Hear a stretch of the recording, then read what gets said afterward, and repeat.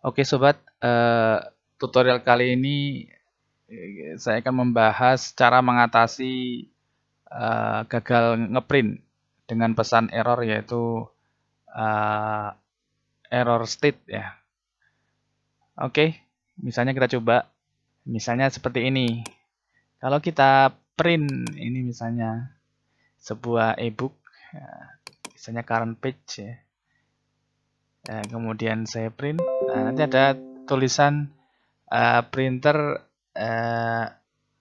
is an error state ya.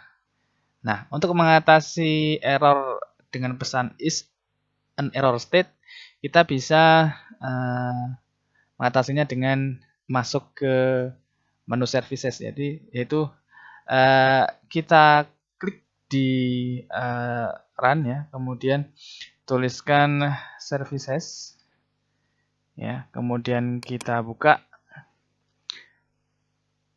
Oke, setelah muncul seperti ini, kita pilih yang printer spoiler. Nah, ini di printer spoiler kita klik stop. Oke, kita stop dulu, kemudian kita start lagi. Oke, nah kita coba untuk melakukan print. Misalnya tadi print current page ya, untuk ebook ini. Oke guys, ngeprint telah berhasil ya. Seperti itu. Cukup mudah ya. Oke, cukup sekian ya tutorial kali ini. Bagi teman-teman yang suka video ini, silahkan pilih like dan subscribe. Oke, sampai jumpa di tutorial berikutnya.